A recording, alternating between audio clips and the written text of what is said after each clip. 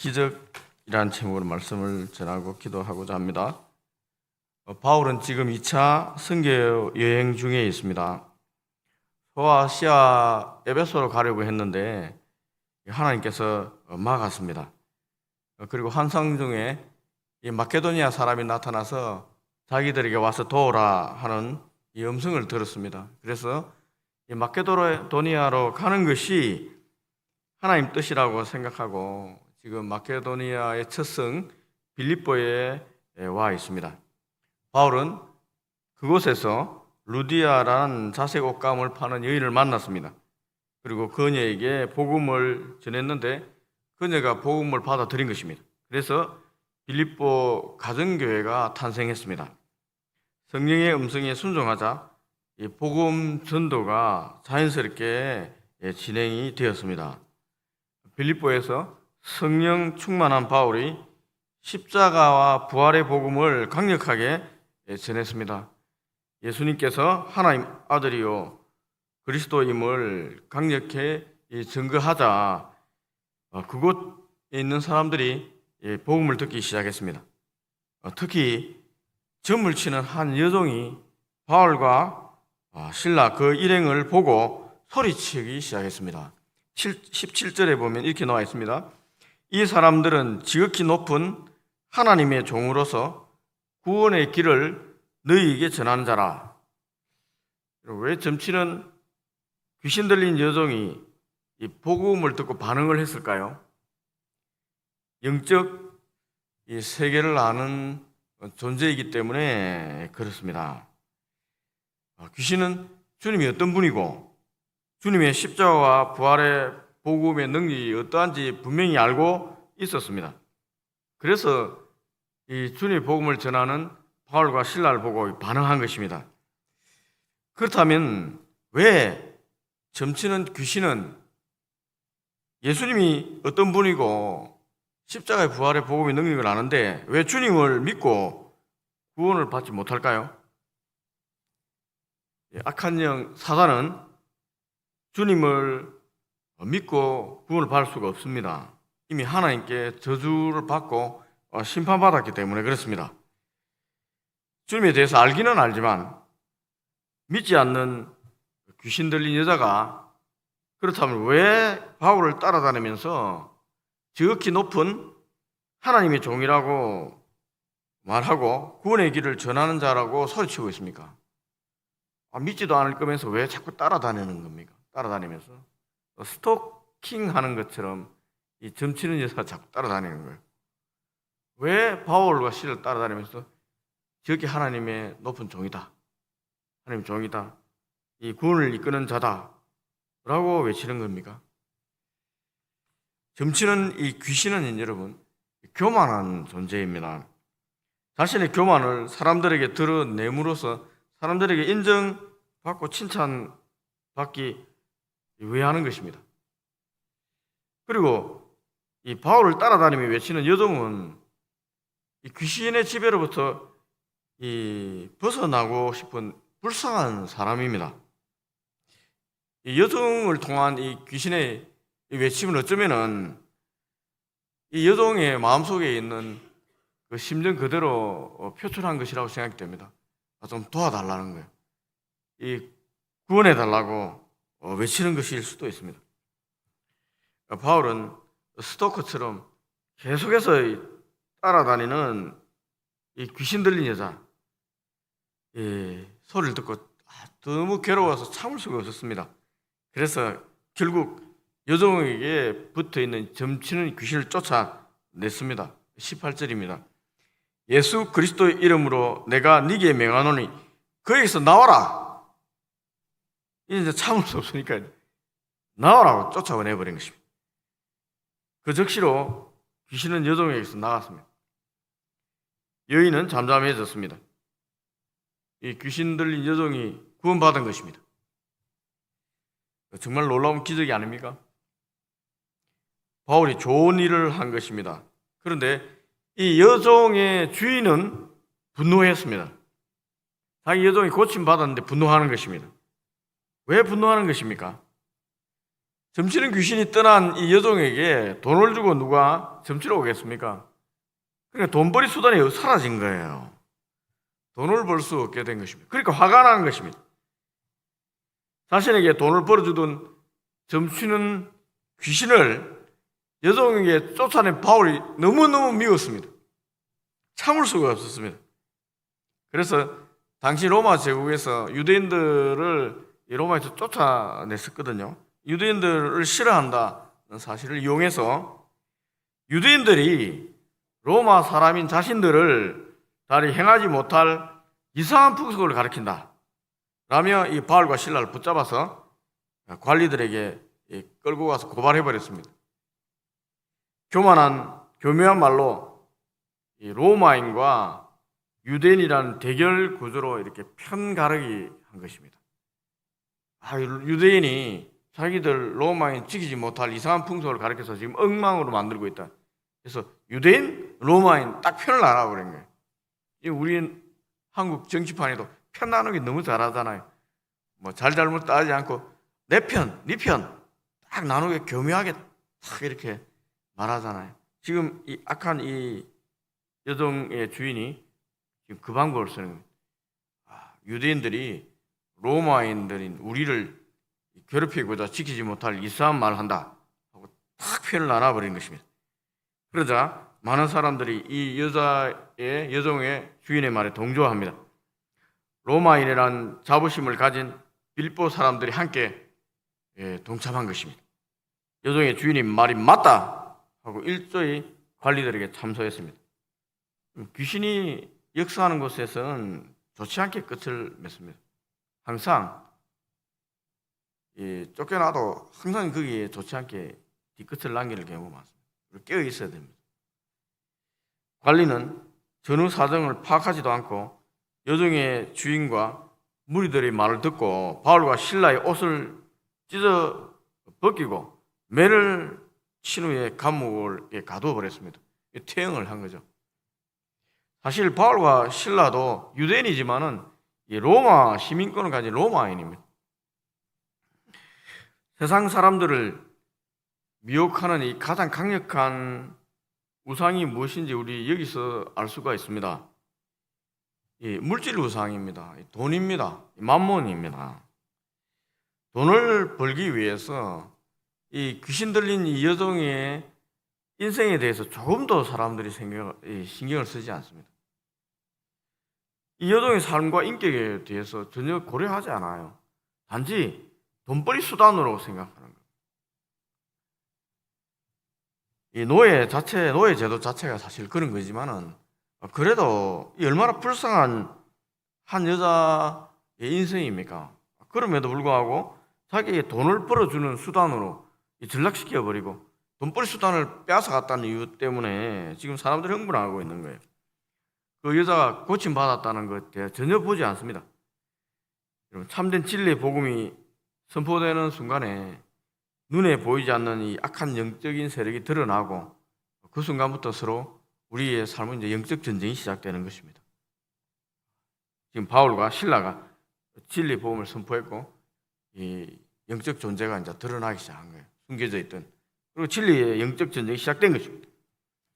바울과 실라는 점치는 귀신을 쫓아내서 여종을 구했다는 죄로 감옥에 갇혔습니다. 인간적으로 볼 때 잘 이해가 되지가 않습니다. 하나님 일을 열심히 하는 사람을 하나님 왜 돕지 않는 것입니까? 예수님 믿으면 다 잘 된다고 우리가 생각하지 않습니까? 하나님 능력으로 이 땅에서 성공하는 기적을 기대하고 있는 사람들에게 오늘 보면 좀 당황스럽습니다. 사실 당황스러운 일이 벌어진 거예요. 그런데 바울과 실라는 복음을 전하다 매를 맞고 감옥에 갇혀 있음에도 불구하고 조금도 슬퍼하거나 주님을 원망하지 않습니다. 오히려 감옥에서 주님을 찬양했습니다. 감사했습니다. 25절입니다. 한밤중에 바울과 실라가 기도하고 하나님을 찬송하며 제수들이 듣더라. 도대체 이들은 왜 감옥에 갇혀 있으면서 매를 맞고 감옥에 갇혔음에도 불구하고 하나님을 향해 찬송하는 것일까요, 여러분? 또 매를 맞았고 괴로운데도 하나님께 기도하는 것입니까? 이들은 세상 사람들이 보지 못하는 것을 보는 존재이기 때문에 그렇습니다. 영안이 열려 있기 때문에 그렇습니다. 그들은 스데반이 순교하면서 본 하나님 나라를 볼 수 있는 눈을 가진 사람들이기 때문에 그렇습니다. 마음이 깨끗한 자는 하나님 나라를 본다 했습니다. 하나님이 본다 했습니다.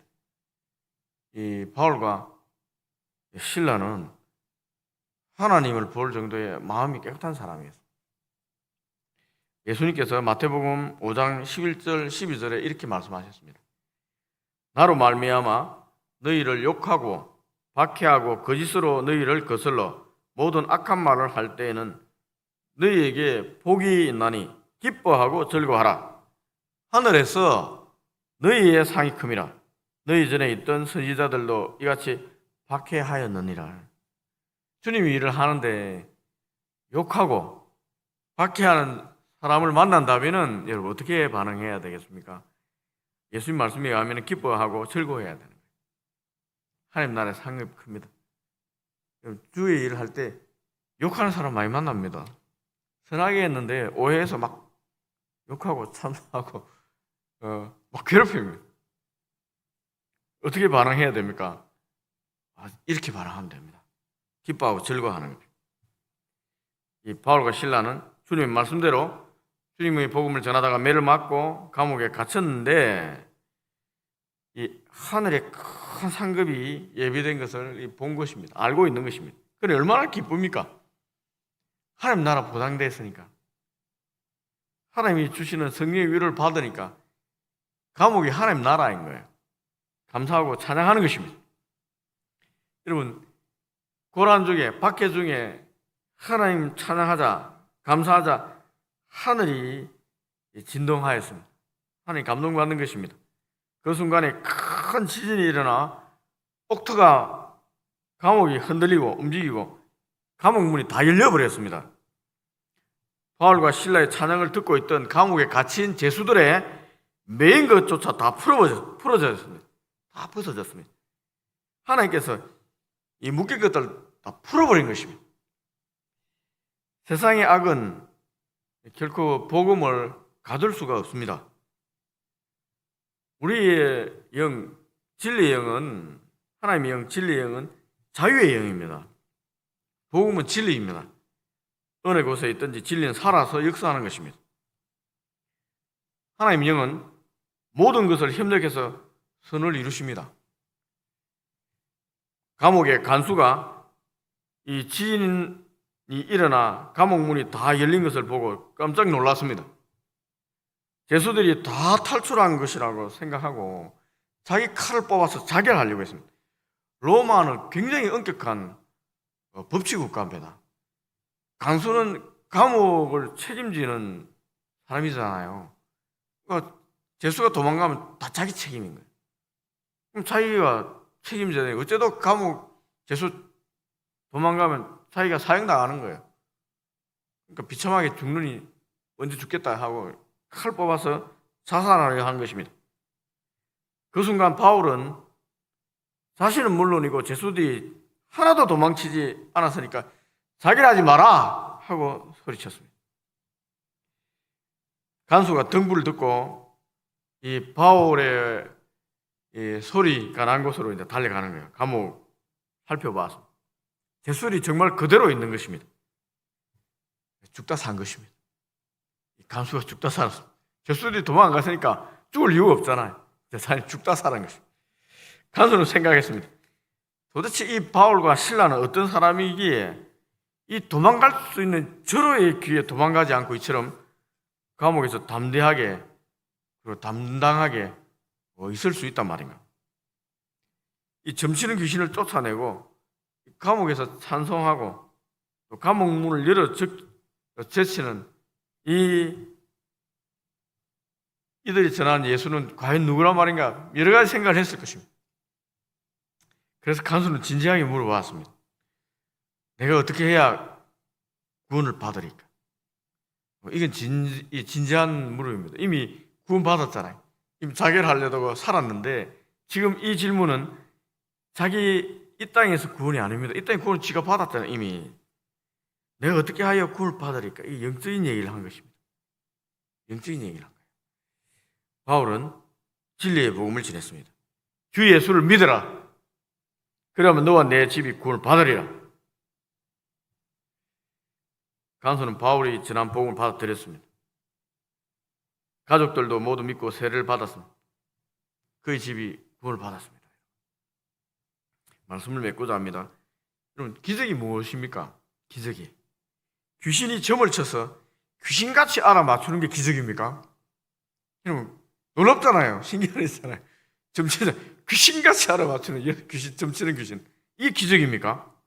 아니면 바울이 복음으로 점치는 귀신을 쫓아낸 게 기적입니까? 야, 귀신아 나가라 주 예수 이름으로. 이게 기적입니까?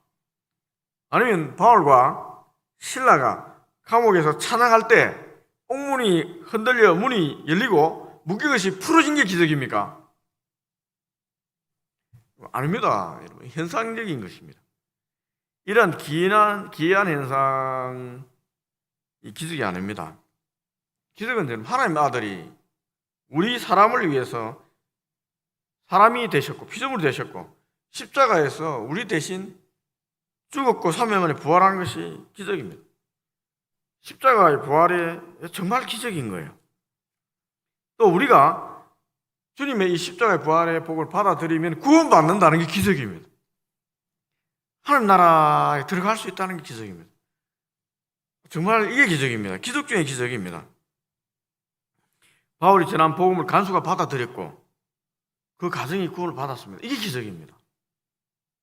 그리고 지금 여러분들이 주님의 구원을 받아들였고 주를 믿게 되었습니다. 구원받았습니다. 이 기적 중에 기적입니다. 세상에서 하나님 나라의 영광을 보고 이 박해를 받고 견디며 이 자리에 앉아 있을 수 있는 것이 기적 중에 기적입니다. 이게 기적이에요. 그 하나님 나라의 영광을 위하여 여러분 기꺼이 이 땅에서 희생하면서 살아가는 우리의 모습들이 이 그리스도인이 있다는 것 자체가 기적입니다.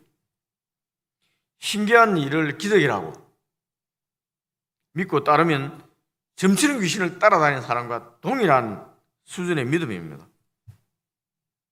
그렇잖아요. 점치는 것, 신기한 것 따라다니면서 이런 것 기적이라 따라다니면